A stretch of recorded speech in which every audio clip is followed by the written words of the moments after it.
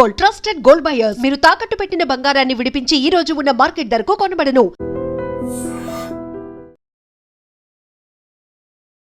తనకంటూ ఒక గుర్తింపు కోసమే ప్రయత్నిస్తున్న ఒక ట్రాన్స్‌జెండర్ కథ మీకు చెప్పబోతున్నాను.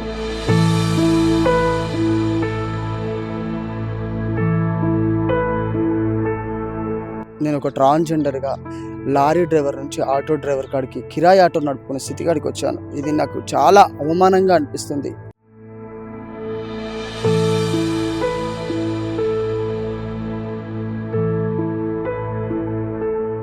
ప్రతి ఒక్కరికి ఎవరో ఒకళ్ళు బ్యాక్ బోన్‌గా ఉండి నువ్వు ఇది చెయ్యని సపోర్ట్ చేసేవాళ్ళు ఉంటారు.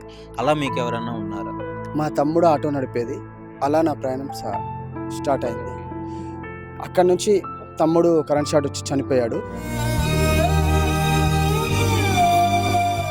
తర్వాత హెవీ లైసెన్స్కి వెళ్ళినప్పుడు మీకు మేలు ఫీమేల్కే ఉంది, మీకు లేదు అని అన్నారు. అక్కడ మేల్ ఎవరైతే ఉన్నారో వాళ్ళు కంటే బాగా నేను డ్రైవింగ్ టెస్ట్లో చేశాను. కానీ ఇక్కడికి వచ్చి మేల్ ఫీమేల్కే ఉందన్న కల్లా నా బాధకి ఎవరికి చెప్పుకోవాలో అర్థం కాని పరిస్థితిలో. కుటుంబాన్ని పోషించుకోవాలి. అప్పటికి తమ్ముడు చనిపోయాడు. కుటుంబానికి పెద్ద దిక్కుగా ఉన్న తమ్ముడు చనిపోయాడు. అమ్మ చనిపోయింది. నాన్న చనిపోయాడు. ఫ్యామిలీతో ఉంటే చుట్టుపక్కల ఉన్న వాళ్ళు అన్న మాటలు మీ ఫ్యామిలీకి ఇబ్బంది అవుతాయి కాబట్టి ఫ్యామిలీని కూడా వదులుకొని బయటికి వెళ్ళి ఉన్నాను. మాత్రం ఉన్న పళంగా పోతున్నట్టుందే. ఒక ట్రాన్స్‌జెండర్ అని చిన్న చూపుతోటే ఈరోజు నాకు వెహికల్ ఇస్తలేదు. ఒక ట్రాన్స్‌జెండర్ అనే కిరాయికి ఉందామన్నా ఇల్లు ఇవ్వట్లేదు. ఎంతో నరకయాతన పడుతున్నాను.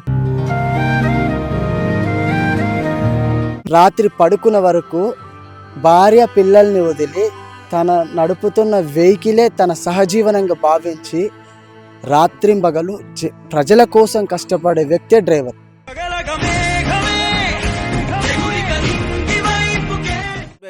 This is Pawan. సో ఈరోజు నేను మీకు చెప్పబోయే కథ చాలామందికి ఇన్స్పిరేషన్గా మిగులుతుంది. ఇంకా చాలామందికి ఒక మోటివేషనల్గా కూడా ఉంటుంది.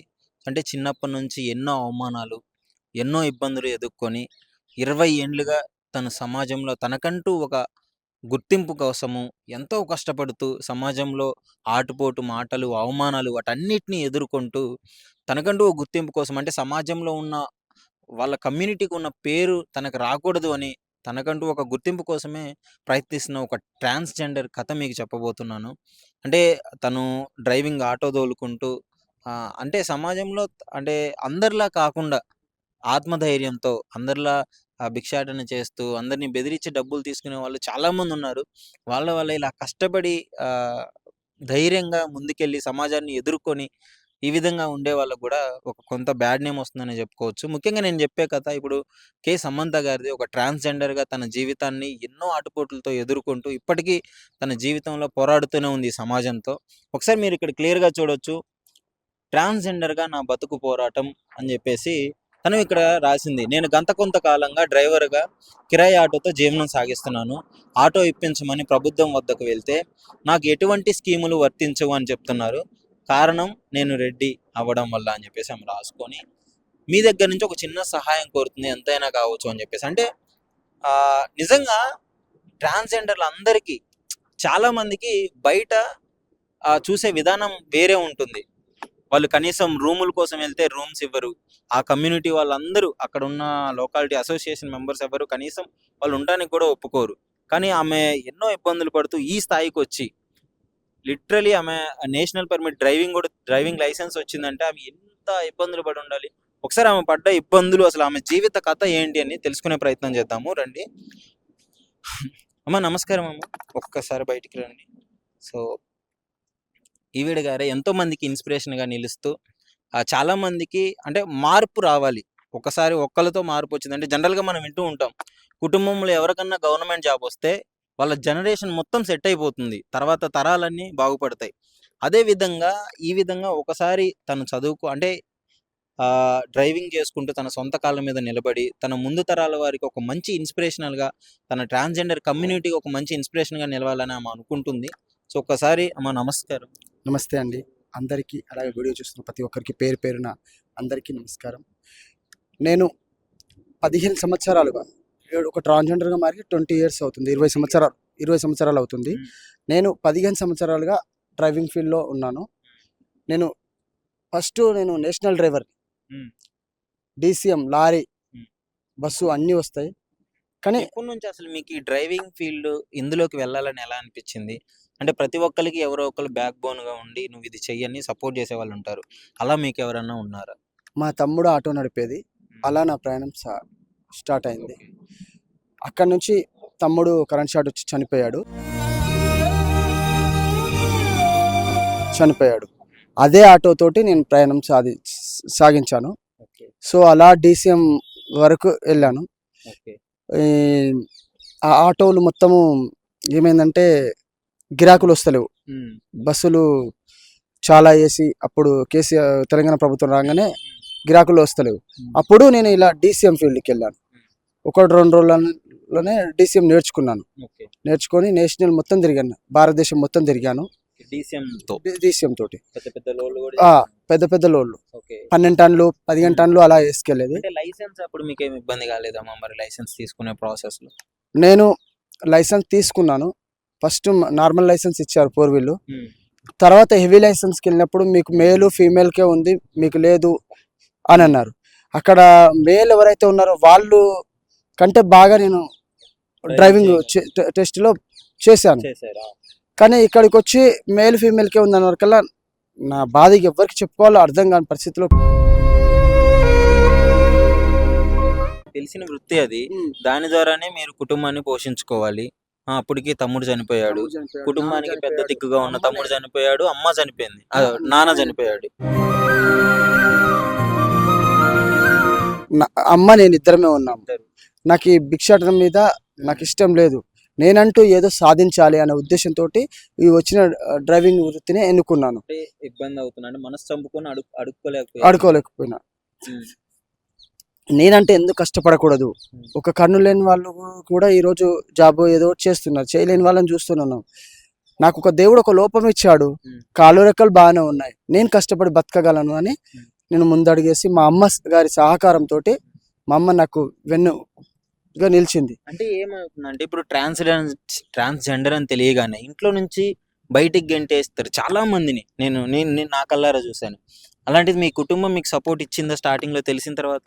నాకు ఇచ్చింది. మా అమ్మ ఇచ్చాడు, మా తమ్ముడు ఉన్నప్పుడు ఇట్లా నాకు సపోర్ట్ ఇచ్చారు. వద్దు ఈ భిక్షటన, నువ్వు ఇలా సర్జరీ చేయించుకొని వచ్చినా సరే మాతో పాటు ఉండన్నారు. కానీ ఇప్పుడు ఒక కిరాయి ఇంట్లో ఉంటే వాళ్ళు కిరాయికి ఇచ్చినా కానీ ఇప్పుడు ఈ రోజు ఉన్న పరిస్థితి, వాళ్ళు ఒక అద్దె ఇస్తున్న అతను కిరాయికి ఇచ్చిన పక్క వాళ్ళు వాళ్ళని ఎందుకు పెట్టుకున్నారు అంటున్నారు. కిరాయిలకు కూడా ఇల్లు అంటే కనీసం ఏంటి, ఓన్లీ ద రీజన్ మీరు ట్రాన్స్జెండర్ అవ్వడం వల్ల మీకు రెంట్లకి ఇవ్వట్లేదు. అలాంటి పరిస్థితిలో నా తమ్మినికి ఇబ్బంది కావద్దని నేను మా కల్చర్ ఎవరైతే ఉన్నారో వాళ్ళ దగ్గరకు వచ్చినప్పుడు, మీ ఫ్యామిలీతో ఉంటే చుట్టుపక్కల ఉన్న వాళ్ళు అన్న మాటలు మీ ఫ్యామిలీకి ఇబ్బంది అవుతాయి కాబట్టి ఫ్యామిలీని కూడా వదులుకొని బయటికి వెళ్ళి ఉన్నాను.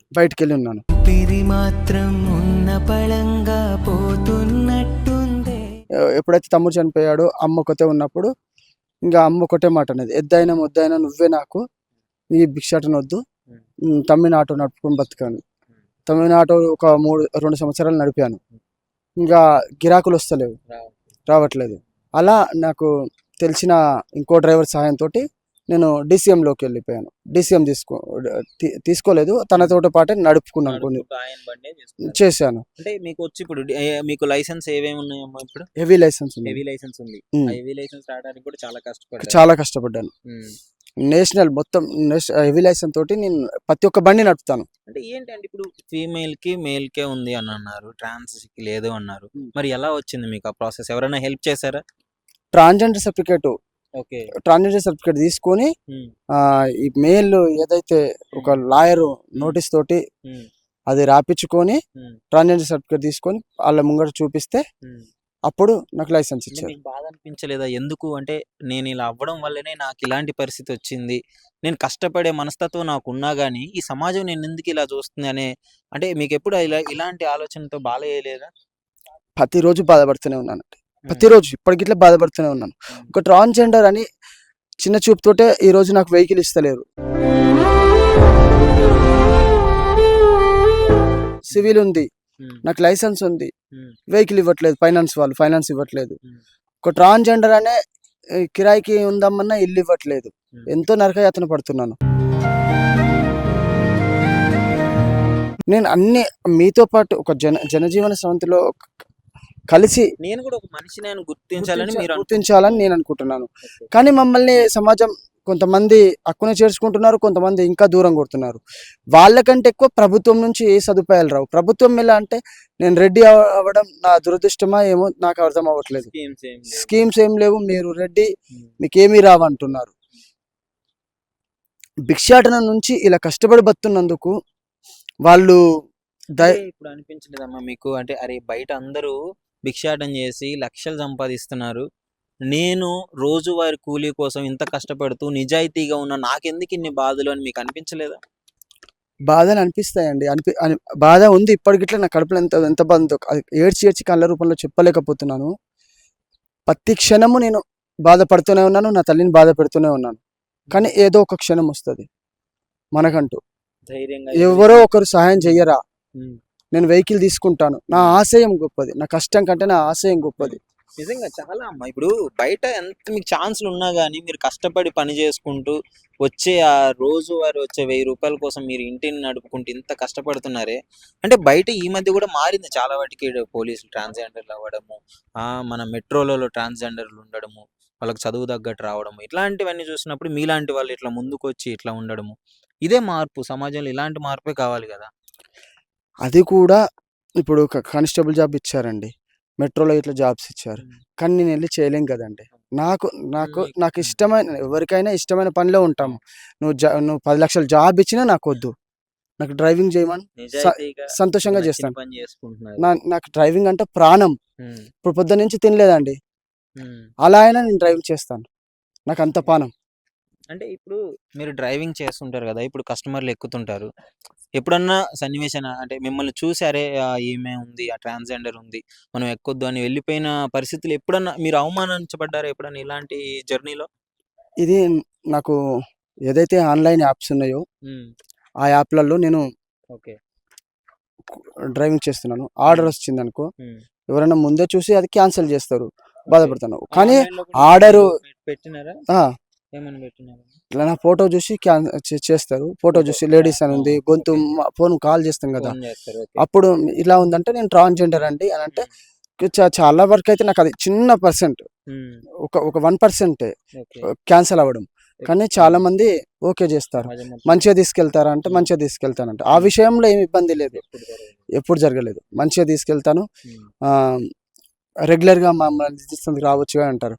కానీ నేను ఒక చోటు నుంచి ఇంకో చోటుకి వెళ్తున్నప్పుడు లేట్ అవుతుంటుంది అలా అని నేను. నైస్. మంచి విషయం ఏంటంటే మీకు ఇలాంటి అవమానాలు ఎప్పుడు ఇంక ఎదురు అవ్వలేదు కాబట్టి ఇంకొంచెం మంచిది. ఇంకా మీ తోటి ఆటో డ్రైవర్లు ఎలా ఉంటారు? మీ ఆటో తోలే వాళ్ళు మీతో మంచిగా ఉంటారా?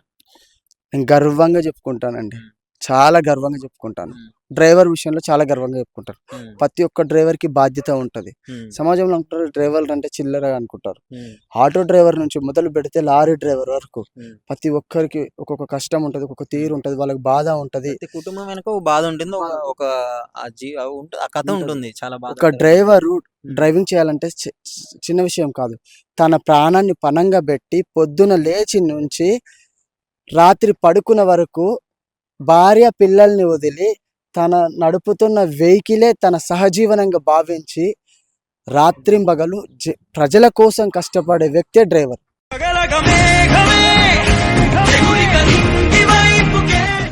అంటే మీ మాటల్లో అర్థమవుతుందమ్మా మీకు డ్రైవింగ్ అంటే ఎంత ఇష్టమో. అంటే ఈ ఫీల్డ్కి వచ్చిన తర్వాత అంటే ఇప్పుడు మీ కుటుంబానికి ఇప్పుడు మీకు సిటీ ఎక్కడి నుంచి ఉంది? మీకు ఎంత దూరం ఉంటుంది? నాకు సిటీకి నాకు మాది దండుమైలారము, ఎల్బీ నగర్ 40 కిలోమీటర్స్ ఉంటుంది. ఓకే. 40 కిలోమీటర్ నుంచి అప్ అండ్ డౌన్ చేయాలంటే నా తోటి కాదని సిటీకి వచ్చి రూమ్ తీసుకుందామంటే రూమ్ ఎవ్వరు ఇవ్వరు. ఇవ్వట్లేదు. ఇప్పుడు ఏమన్నారు తీసుకునేటప్పుడు? నేను ఎంత బతిలాడి చెప్పినా నేను ఇలా కష్టపడి బతానండి అన్న సరే, ఓనర్ వాళ్ళు ఒప్పుకుంటే పక్క వాళ్ళని ఎందుకు ఉంచుకున్నారు అంటున్నారు. ఏమైనా సందర్భాలు ఉన్నాయా రూమ్ తీసుకున్న తర్వాత వాళ్ళ బాధలు తట్టుకోలేక ఖాళీ చేసిన సందర్భాలు ఏమైనా ఉన్నాయా? 4 నెలల నుంచి 4 రూములు కాల్ చేస్తూనే ఉన్నానండి. 4 నెలల నుంచి 4 రూములు కాల్ చేస్తూనే ఉన్నాను. ఉమ్. ఇప్పుడు ఇట్లా నిన్న వచ్చాను, ఈ రోజు కంప్లైంట్ వస్తూనే ఉంది. ఎందుకు అంటే నిన్ననే ఒక రూమ్ లో జాయిన్ అయ్యారు, ఉమ్. మళ్ళీ కంప్లైంట్లు వస్తున్నాయి కాలేజ్ ఉమ్. తనేమనలేకపోతున్నాడు ఓనరు, పక్క ఆ. వాళ్ళని ఎందుకు ఉంచుకున్నారు అలా అంటున్నారు, ఓనర్ మంచి మనసుతో మీరు రూమ్ ఇచ్చినా గానీ చుట్టుపక్కల వాళ్ళు మాట్లాడడం వల్ల ఖాళీ చేపిస్తారు. ఖాళీ చేపిస్తున్నారు. అంటే ఎందుకు ఇట్లా బాధ అనిపిస్తుంది మీకు ఇట్లాంటివి జరుగుతున్నప్పుడు? అరే ఎందుకు నేను నా అంతా నేను కష్టపడి పని చేస్తాను, అయినా ఎందుకు నేను మమ్మల్ని ఇంకా కొంతమంది చిన్న చూపు చూస్తారండి. మా మనసు తత్వం ఎట్లుంటది చాలా ఇట్లా పువ్వులా ఉంటది, ఎటు పడితే ఇటే ఉంటది, అటు పడితే అటే అన్నట్టుగా ఉంటది. చాలా సున్నితమైనది మాది. నిజంగా అమ్మా చాలా చాలా ఎదుర్కోవాలి మీరు. ఎన్నో అవమానాలు ఎదుర్కొంటూ ఇంత కష్టపడి బతుకుతున్నా గానీ అటు ప్రభుత్వం నుంచి ఉమ్, ఒక ఇల్లు సదుపాయం కల్పించారు. ఉమ్, ఎన్నోసార్లు మొరపెట్టుకున్నా, సార్లు వినతి పత్రాలు ఇచ్చిన కలెక్టర్ ఆఫీస్ దగ్గరికి. నేను రెడ్డి అయినందుక ఏమో మిగతా ట్రాన్స్జెండర్కి వస్తుంది కానీ నాకైతే వస్తలేదు. ఇంకోటి విన్నాను, ఎలక్షన్ టైంలో మీరు కాంగ్రెస్ గవర్నమెంట్ కోసం సపోర్ట్ చేయడం ఎంతో తిరిగా అని చెప్పినారు కదా. ఈ ఫ్రీ బస్ పెట్టినారు అని చెప్పి తెలిసిన తర్వాత కూడా మీరు తిరిగినారు కదా. ఫ్రీ బస్ వస్తే మీకు కొంచెం ఇబ్బందికరంగా ఉంటుంది అనే విషయం తెలుసు మీకు, అయినా కానీ తిరిగినారు కదా. మరి ఏంటి పరిస్థితి ఇప్పుడు? అంటే అక్కడ ప్రతి డ్రైవర్కి ఉమ్, ఫస్ట్ ఏం చేస్తామంటే ఒక యూనిటీ కోసం పోరాటం చేస్తాం. ఉమ్, డ్రైవర్కి సంక్షేమ పథకం అమలు చేస్తామన్నారు. ఉమ్, అంటే ప్రత్యేక బడ్జెట్, ఒక యూనియన్ సంక్షేమ బోర్డు ఏర్పాటు చేస్తామన్నారు. అనుకున్న స్థాయిలో. ఒక మేనిఫెస్టో బుక్ ఇచ్చారు. ఉమ్, అది అందరికి ఇట్లా ఇవ్వలే. నేను మేనిఫెస్టో రిలీజ్ రోజు అక్కడికి వెళ్ళాను గాంధీ భవన్కి, నాలాంటి వాళ్ళకి ఇచ్చారు. ఉమ్, అది చూస్తే కళ్ళ సంబరం అనిపించింది. ఆ మేనిఫెస్టో చూస్తే ఎంతో ఆనందం అనిపించింది. ఉమ్, ఇందులో ఏ గవర్నమెంట్ ఇట్లా కల్పించని విధంగా ఉంది మేనిఫెస్టో అని. కానీ ఆ రోజు ప్రతి ఆటో డ్రైవర్ దగ్గరికి వెళ్ళి జెండా కట్టుకొని తిరిగి కాంగ్రెస్ ప్రభుత్వానికి వెయ్యాలి, మనకి 12,000 ఇస్తుంది సంవత్సరానికి అని సపోర్ట్ చేశాను. ఫ్రీ బస్ వచ్చింది. ఆ ఫ్రీ బస్ వల్ల నష్టాలు గవర్నమెంట్కి, లోటు నష్టాల పాలు. ఎందుకంటే ఒక రోజుకి ఇంచుమించు 14 లక్షలు బస్సు నడిపితే వచ్చేది, ఇప్పుడు 7 lakhs 5 lakhs వస్తుంది. 7 లక్షలు గవర్నమెంట్ కట్టాల్సిందే కదా. గవర్నమెంట్ అంటే ఎవరు? మనమే కదా, ప్రజలమే కదా. అది ఫ్రీ ఎట్లా అవుతుంది? ఇంకొక విషయం ఏంటంటే, నాలాంటి ఆటో డ్రైవరు ఈరోజు లేకపోతే ముందున్న ప్రభుత్వం అయినా సరే, ఈ రోజు ప్రభుత్వం అయినా సరే, ఏ ప్రభుత్వం అయినా సరే, మీరు డ్రైవర్ పుట్ట కొట్టకండి. ఒకటే నేను మనవి చేసేది, ప్రతి ఒక్కరు డ్రైవర్ని వాడుకునే వాళ్ళే. ఏ విధంగా అంటారంటే, ఒక ప్రభుత్వము రావాలంటే డ్రైవర్ కృషి ఎంతో ఉంటుంది. ఈ ఆటో నేను నడుపుతాను, ఒకవేళ నేను ఒక ట్రాన్స్జెండర్ అయినా నా వెనకాల కూర్చున్న వాళ్ళు ఏం మాట్లాడుకుంటుంటే పాలిటిక్స్ గురించి మాట్లాడుతుంటే, లేదు ఇప్పుడు గవర్నమెంట్ వస్తే ఇలా పనిచేస్తుంది అని చెప్తాము, వాళ్ళకి ఆదర్శంగా నిలుస్తాము. అలా 3 ఓట్లు గుంజుకొచ్చే బాధ్యత మా మీద ఉంటుంది, మా డ్రైవర్ల మీద. కానీ ప్రతి ప్రభుత్వం డ్రైవర్లను దొక్కుతుంది. ఇదొకటి బ్యాడ్, నాకు చాలా బాధ అనిపిస్తుంది. మనం ఉచిత పథకాలు అని అనకూడదు ప్రతి ఒక్కరు కూడా, ఎందుకంటే నాకు ఎంతో అంతో నేను డ్రైవింగ్ ఫీల్డ్లో తిరిగాను కాబట్టి చెప్తున్నాను. ప్రతి స్టేట్లో డెవలప్మెంట్ జరుగుతుంది, కానీ 2 తెలుగు రాష్ట్రాలలో జనాలకు పంచిపెట్టడం వలన డెవలప్మెంట్ ఆగిపోతుంది. ఇది ఉచిత పథకం కాదు, మన పైసలు మనకి తీసి ఇవ్వడం. ఒక స్వచ్ఛమైన పరిపాలన చేయండి. మీరు ఏవైతే అంటారో అవి నెరవేర్చే విధంగా ఉండాలి ప్రభుత్వం. ఇప్పుడు సగంలో సగం గిట్లా నెరవేర్చాలి. 60-30 హామీలు ఇచ్చి ఒక బుక్ తయారు చేస్తే అందులో 2 హామీలు. నాకు ఒక కరెంటు బిల్లు వస్తుంది, 0 కరెంటు బిల్లు, అందులో నేను ఉండలేను. రెంట్కి ఉన్నప్పుడు కరెంటు బిల్లు కట్టాల్సిందే. ఒక గృహప్రవేశము లేదు, ఇల్లు లేదు.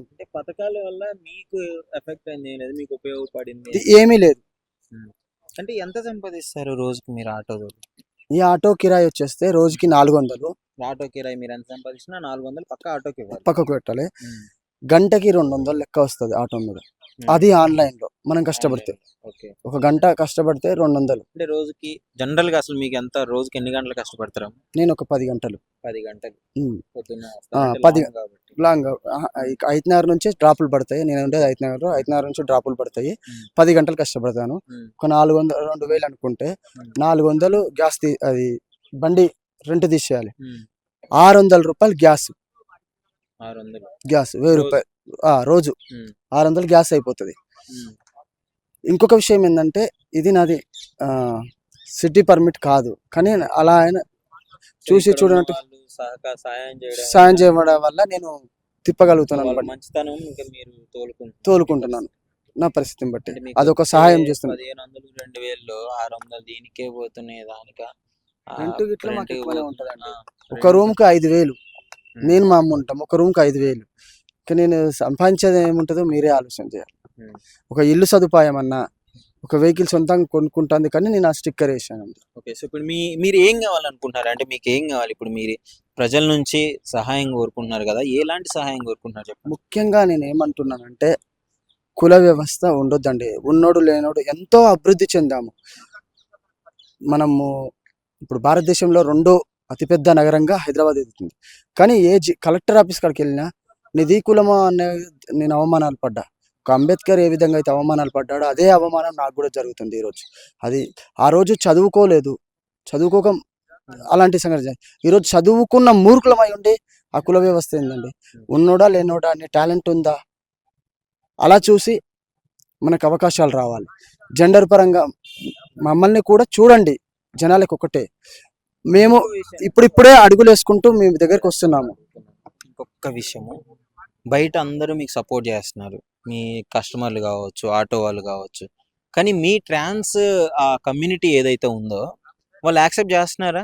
అంటే మీరు ఈ విధంగా తిరిగి, అంటే మీరు ఆత్మధైర్యంతో మీరు ఇట్లా సంపాదించుకుంటున్నారు, అంటే మీరు అందులో నుంచి బయటకు వచ్చి మీరు ఇట్లా బతికినప్పుడు వాళ్ళ నుంచి ఎలా ఉంది, అసలు వాళ్ళ రియాక్షన్ ఎలా ఉంది? ఒక్క విషయం అండి, మీరు ఇప్పుడు ఇలా టక్కు వేసుకొని ఇలా చూస్తాను ముద్దు వచ్చారు. నేనేమో ఆడు పట్టిన ముఖంతో ఉన్నాను. నా దగ్గరికి రా అంటే ఎవరు వస్తారండి? అంటే ఎలా అంటే నేను కష్టాలు పడుతూనే ఉన్నాను ఈ 15 సంవత్సరాల కాలంలో. నేను పడుతున్న కష్టాలు ప్రతి ఒక్క ట్రాన్స్జెండర్ చూస్తూనే ఉన్నారు. మీరు కొంచెం ఎంతో కొంత భిక్షాటన చేసుకొని, ఒక గంట 2 గంటలు భిక్షాటన చేసుకొని ఎంతో వచ్చిన దాంట్లో సంతృప్తిగా ఉన్నారు. వచ్చి కష్టపడి అంటే ఎవరు వస్తారండి? నాకు అవకాశాలు నాకు నిండుగా ఉంటే ఇంకో ట్రాన్స్జెండర్ని గుంజుకురావచ్చు. ప్రభుత్వం నిందాలు కల్పిస్తుంది, ఈ భిక్షాటన ఏంది వద్దు అని గుంజుకురావచ్చు. ఆత్మధైర్యంతో బతుకుదాము అని చెప్పి మీరు ధైర్యంగా తీసుకురావాల్సిన పరిస్థితి లేదు. లేదు లేదు లేదు, అస్సలు సపోర్ట్ లేదు. మీరు మీకు ఎప్పుడు అనిపించలేదు, అరే ఇంత కష్టపడుతున్నా కానీ నాకేం ఉండట్లేదు, నాకు ఎందుకు ఈ కష్టం, వాళ్ళతో పాటు వెళ్తే దర్జాగా నాకు రూమ్ అవమానాలండి.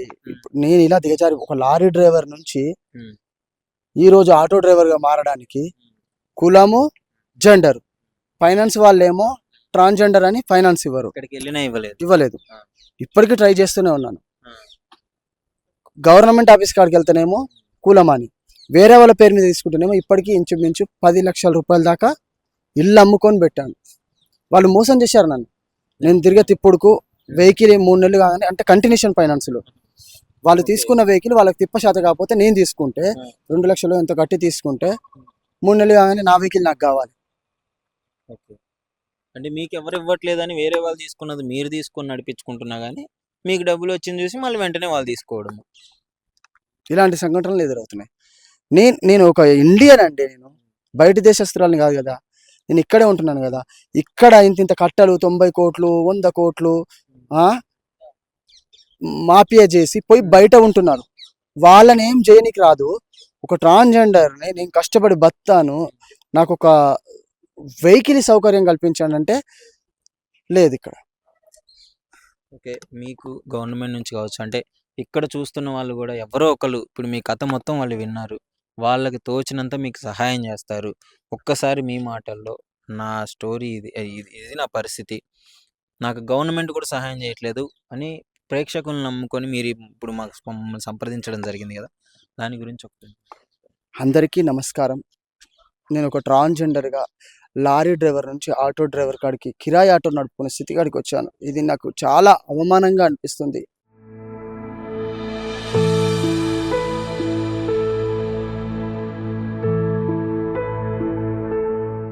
మీకందరికీ ఎంతోమందికి మీరు సేవ చేసి ఉంటారు, ఎంతోమంది జీవితాలను కాపాడి ఉంటారు. ప్లీజ్ దయచేసి ఈ ఎన్నికల స్టిక్కర్ ఉంది కదా, అక్కడ నా నెంబర్ ఉంది, ఫోన్పే నెంబర్ 7569015091. ఒక వెహికల్ తీసుకుంటాను. నేను మిమ్మల్ని కోరుకునేది ఒకటే, నేను కష్టపడి బతుకుతాను, ఒక వెహికల్ కొనుక్కుంటాను. అది గవర్నమెంట్ తరపు నుంచి వచ్చినా సరే, నాకు లోన్ సదుపాయం కల్పించినా సరే ఒక వెహికల్ కొనుక్కొని నేనంటే ఏంటో సమాజానికి తెలియజేసుకుంటాను. ప్లీజ్ దయచేసి మీకు తోచిన సహాయం చేయండి. ఇక మీద నేను ఎన్ని కష్టాలు అయితే పడ్డానో అన్ని కష్టాలు ఏ ట్రాన్స్జెండర్ పడకూడదు. ఇలాంటి మా పట్ల ఎవరైతే పని చేసుకుంటామని వస్తారో వాళ్ళకి ఏ ఇబ్బంది కలగకుండా చూడండి. ఇదేనా మనది. చూస్తున్నారు కదా, అంటే ట్రాన్స్జెండర్లు అంటే సమాజంలో మీ అందరికీ తెలిసిందే ఒక చిన్న చూపు ఉంటుంది.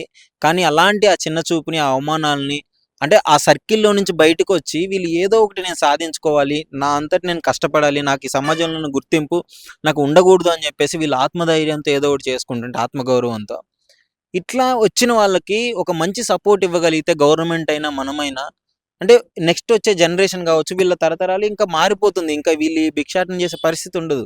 కానీ ఇలాంటి వాళ్ళు ఇక్కడికి వచ్చినప్పుడు ఇలాంటి ఇబ్బందులు పడుకుంటా, ఇంత నరకం చూసుకుంటా ఈ పరిస్థితుల్లో ఇక్కడ ఉంటే నెక్స్ట్ వచ్చే వాళ్ళకి ఈమె సైడ్ నుంచి ఏం చెప్తారు చెప్పండి. ఇప్పుడు ఈమె నాకు ఇంత మంచిగా ఉంది, నేను కష్టపడి బతుకుతున్నాను, సమాజంలో నాకు ఒక విలువ ఉంది, మీరు కూడా రండి నా కోసం, నేను ఇట్లా వచ్చాను, మీరు కూడా మారండి అని చెప్పి ఈమె చెప్పగలగాలి. కానీ ఆమె చెప్పలేకపోతుంది. నేనే ఇన్ని కష్టాలు పడుతున్నాను, ఇంకా మా కమ్యూనిటీ నేను ఏం తీసుకొని రావాలి, వాళ్ళకి లక్షలు వస్తున్నాయి, అడుక్కుంటున్నారు, లక్షలు వస్తున్నాయి అని చెప్పేసి ఈమె బాధపడడం జరుగుతుంది. ఈమె ఏదో విలాసాల కోసము ఖర్చు పెట్టుకోవడానికి అడగట్లేదు మిమ్మల్ని పైసలు. ఆమె డబ్బులు కూడా అడగలేదు. నాకు ఆ లోన్ సదుపాయం ఏదన్నా ఇప్పించండి, నాకు డబ్బులు ఇవ్వకపోయినా బాధ లేదు, నాకు ఆ లోన్ ఇప్పించండి, నేను కష్టపడి నా రక్తాన్ని చెమటగా మార్చుకొని నేను డబ్బులు కట్టుకుంటాను, నా మీద నమ్మకం చూపించండి అని చెప్పేసి ఆమె ప్రాధేయపడుతుంది.